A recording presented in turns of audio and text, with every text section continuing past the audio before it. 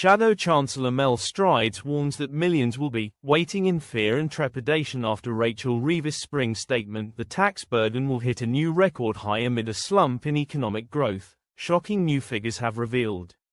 The Office for Budget Responsibility, OBR, said taxes would rise from 35.3% of gross domestic product, GDP, to a historic high of 37.7% in 2020. This is more than 4 percentage points above the pre-pandemic level of 33.2% in 2019-20.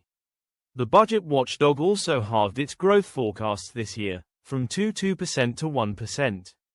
It added that Britain's economy would grow by 1.9% in 2026, 1.8% in 2027, 1.7% in 2028 and 1.8% in 2029. The OBR forecasts that inflation will average 3.2% this year, before falling to 2.1% in 2026 and then 2% from 2027, Shadow Chancellor Mel Strides said. She chose to be reckless with a sliver of headroom against her fiddled targets.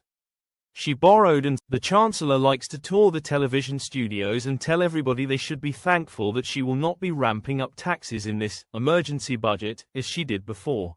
But that will be cold comfort to the millions up and down the country waiting in fear and trepidation for the start of the new tax year, buckling under the burden of tax that'll be rising to the highest tax burden on her watch in the history of our country. She taxed jobs and wealth creation, she's destroyed livelihoods, businesses clobbered big and small companies, the backbone of our economy, enterprise. UK economic growth forecasts have been slashed in half for this year as inflation increases more sharply, according to the fiscal watchdog. The OBR said on Wednesday that it expects UK GDP to rise by 1% in 2025. Ms. Reeves pledged to tear down red tape and increase investment more quickly after the forecast was reduced from a previous prediction of 2%.